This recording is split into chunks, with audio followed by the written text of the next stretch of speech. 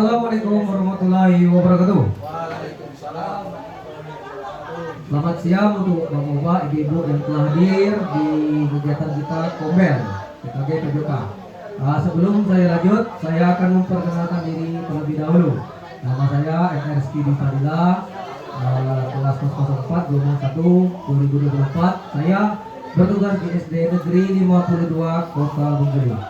Nah, di sini saya akan memaparkan rencana tindak lanjut atau disebut juga RTL dengan judul pengembangan keterampilan motorik melalui permainan konsentrasi kelincahan mengambil bola kecil dalam pendekatan social encouragement and emotion. Lanjut. Oke, latar belakang. Nah, di sini keterampilan motorik merupakan keterampilan dasar yang mendukung aktivitas fisik peserta didik dalam berbagai aspek kehidupan, baik dalam aktivitas sehari-hari maupun dalam kegiatan olahraga. Pada tahap perkembangan usia dini dan anak usia sekolah, pengembangan keterampilan motorik dasar seperti kelincahan, koordinasi tubuh, dan keseimbangan menjadi fondasi yang sangat penting. Oke, lanjut. Nah, di sini ada dua yang kita lihat di depan, yaitu konteks program dan kesenjangan atau kebutuhan lapangan. Nah, untuk konteks program ini yaitu program ini dilaksanakan di SD Negeri 52 Kota Bengkulu, sebuah sekolah dengan karakteristik siswa yang sangat antusias sebagai aktivitas fisik, tetapi seringkali mengalami kesulitan dalam koordinasi dan kelincahan. Lanjut kesenjangan lanjut kesenjangan dan kebutuhan di lapangan. Berdasarkan survei dan wawancara dengan siswa, banyak yang merasa bertentangan dalam mengembangkan keterampilan motorik asal pada mereka, khususnya dalam hal kelincahan dan koordinasi. Jadi siswa mengaku sering kesulitan dalam mengikuti aktivitas fisik yang memerlukan kecepatan dan ketepatan gerakan serta dalam beradaptasi dengan perubahan arah dan kecepatan dalam permainan. Lanjut. Nah, di sini tujuan program. Nah, di sini juga ada 4 komponen utama, yaitu tujuan umum, visi guru PJK, tujuan khusus, dan tujuan program kegiatan dalam konteks pembelajaran di pusat pada peserta didik. Nah, untuk tujuan utama ini meningkatkan keterampilan motorik kasar siswa melalui permainan kelincahan dalam mengambil bola kecil yang mengintegrasikan aspek sains lingkungan dan gerak tubuh. Untuk visi guru PJK, sebagai guru PJK ini adalah menciptakan pengalaman pembelajaran yang menempatkan siswa sebagai pusat dari proses belajar, lanjut memberikan mereka kesempatan untuk berpartisipasi aktif dalam setiap tahap kegiatan dan menghargai pandangan serta inisiatif mereka. Nah, untuk tujuan khusus ini ada 4. Yang pertama, meningkatkan kelincahan dan koordinasi tubuh peserta didik. Yang kedua, mengembangkan keterampilan konsentrasi dalam memusatkan perhatian pada gerak tubuh dan olah. Yang ketiga, meningkatkan pemahaman siswa mengenai konsep ilmiah gerakan. Ada kecepatan, percepatan, dan momentum dalam konteks permainan. Dan yang keempat, membangun kerjasama tim dalam situasi permainan yang melibatkan interaksi antar peserta didik. Nah, yang keempatnya itu tujuan program atau kegiatan dalam konteks pembelajaran berpusat kepada peserta didik. Nah, di sini tujuannya itu di mana siswa memiliki peran aktif dalam proses pembelajaran mereka. Dalam setiap langkah kegiatan, siswa akan dihadapi pada situasi yang mengharuskan mereka untuk membuat keputusan, mengelola tantangan, dan menganalisa gerakan mereka sendiri, sehingga proses belajar tidak hanya bersifat instruksional, ya, tetapi juga eksploratif. Oke, lanjut. Nah, di sini capaian langkah-langkah dan hasil yang dicapai untuk tiap tujuan. Nah, di sini ada 5. Yang pertama, melakukan gerakan kelincahan yang tepat dan efisien dalam permainan. Yang kedua, menunjukkan peningkatan dalam waktu respons terhadap bola kecil yang dipindahkan. Nah, yang ketiga, memahami konsep ilmiah terkait gerakan dalam konteks permainan. Nah, misalnya prinsip dasar fisika seperti kecepatan, percepatan, dan momentum. Dan yang keempat, mengaplikasikan keterampilan motorik dalam situasi nyata. Nah, di sini bermain dalam kelompok, mengambil bola kecil dengan kecepatan tinggi dengan mengatasi rintangan fisik. Yang terakhir, meningkatkan kemampuan kerjasama dalam kelompok selama permainan. Oke, lanjut.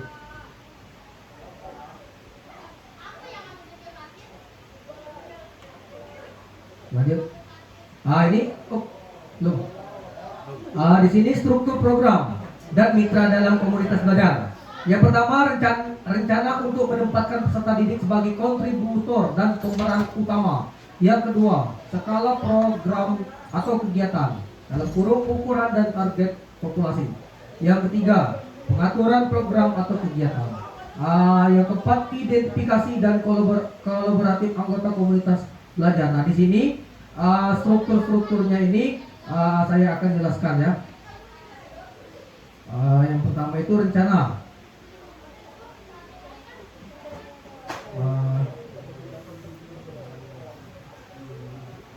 Oke, untuk pada intinya ini, untuk skala program kegiatan ini itu dilakukan selama lebih kurang 2 sampai 3 hari dan dilaksanakan setelah ulang semester pada saat kegiatan kelas meeting. Untuk sistem pertandingannya itu sistem gugur. Yang diikuti itu yaitu kelas 3 dan kelas 4.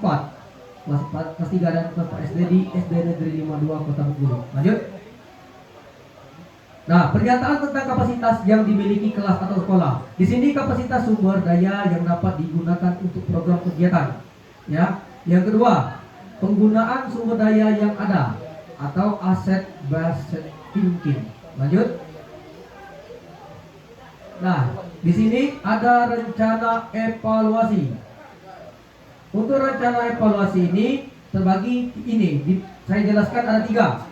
Evaluasi proses, evaluasi hasil, dan self-reflection dan evaluasi diri. Untuk evaluasi proses ini adalah peserta didik menginformasikan mengenai keterampilan motoriknya dan konsentrasi. Peserta didik akan dikumpulkan melalui pengamatan langsung selama kegiatan permainan.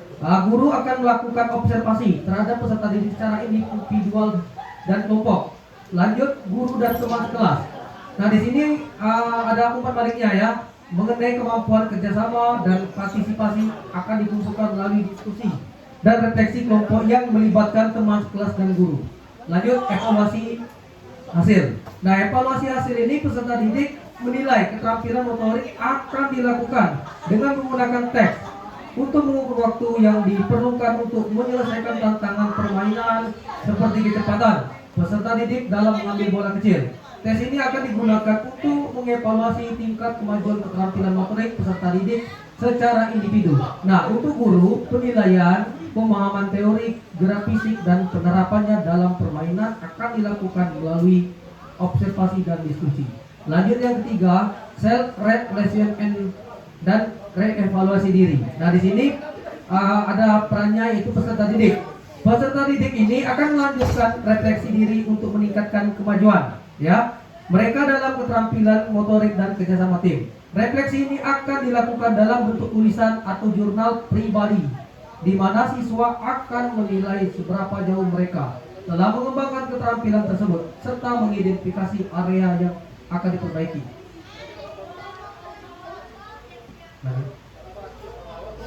Nah, di sini lanjutannya kemungkinan tantangan yang dihadapi. Nah, di sini ada 4. Yang pertama, kemungkinan tantangan dan rencana solusi. Nah, di sini ada lagi terbaginya ya. Yang pertama, keterbatasan fasilitas.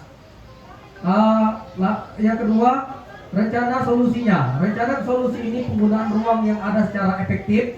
Selanjutnya, menerapkan kegiatan di luar ruangan. Yang ketiga, modifikasi aktivitas.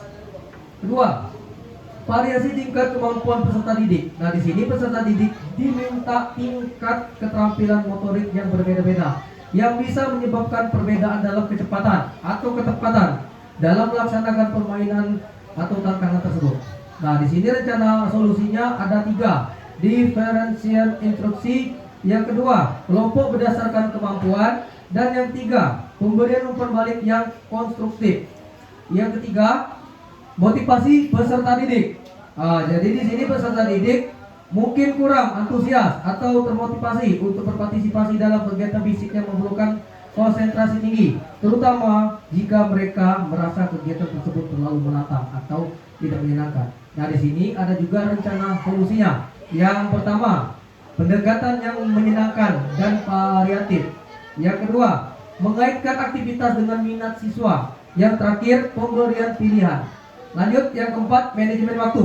Nah, jadi manajemen waktu ini perlu, ya, ada untuk di mana kita akan mengatur waktu yang sangat efektif dalam setiap sesi permainan. Sangat penting agar siswa dapat merasakan pengalaman yang cukup tanpa merasa terburu-buru atau kelelahan. Nah, di sini rencana solusinya. Yang pertama, penjadwalan yang tepat. Yang kedua, timer atau pengingat waktu. Yang tiga, refleksi pada sesi waktu ini. Nah, di sini ada juga proses pengambilan keputusan dalam mengatasi tantangan. Nah, di sini proses pengambilan keputusan untuk mencari solusi atas tantangan-tantangan tersebut melibatkan beberapa langkah-langkah penting yang dipelajari. Yang pertama, identifikasi masalah. Langkah pertama adalah mengidentifikasikan masalah yang dihadapi, seperti keterbatasan fasilitas, ya, variasi tingkat kemampuan peserta didik, motivasi rendah, atau masalah manajemen waktu. Yang kedua, diskusi dan kolaborasi. Nah, di sini solusi atau tantangan ini tidak diambil secara sepihak, tetapi melalui diskusi antar guru, staf sekolah, bahkan siswa jika memungkinkan. Yang ketiga, eksperimen dan penyesuaian. Setelah solusi dipilih, dilakukanlah percobaan dan eksperimen dalam penerapan. Contoh, jika ruang terbatas, kita bisa mencoba pengaturan ruang yang berbeda dan mengevaluasi apakah hal itu efektif. Pengajaran diferensiasi juga dapat dicoba untuk melihat apakah ini membantu semua siswa mencapai kemajuan. Yang keempat, evaluasi dan penyesuaian terus-menerus. Evaluasi ini dilakukan untuk menilai apakah solusi yang diterapkan efektif. Jika ada kendala baru, ya, yang muncul, solusi dapat disesuaikan lebih lanjut berdasarkan umpan balik dari siswa guru. Lanjut. Itu saja presentasi dari saya. Apabila ada kekurangan, saya mohon maaf. Untuk sebelum saya tutup, kira-kira para bapak-bapak, ibu-ibu akan menyuarakan atau memberikan pendapat atau pertanyaan kepada bapak-bapak, ibu-ibu, dipersilakan. Ayo silakan Bapak Anggi. Dan tadi Bapak bilang eksperimen, ya. Untuk eksperimennya itu gimana? Nah, untuk eksperimennya ini anak-anak melakukan permainan tersebut, ya, melakukan permainan tersebut. Kira-kira ada nggak dampaknya itu? Dampak dalam permainan itu? Bosan atau tidaknya, atau minat atau tidaknya eksperimennya itu? Itu Pak Anggi. Yang lain kira-kira ada mau menambahkan atau memberikan pertanyaan? Pada Bapak Piji kira-kira ada? Oh, oke, semuanya sudah pas. Mungkin itu saja presentasi dari saya. Saya ucapkan terima kasih sudah hadir dalam kegiatan pada siang hari ini. Saya tutup dengan saya akhiri. Wassalamualaikum warahmatullahi wabarakatuh.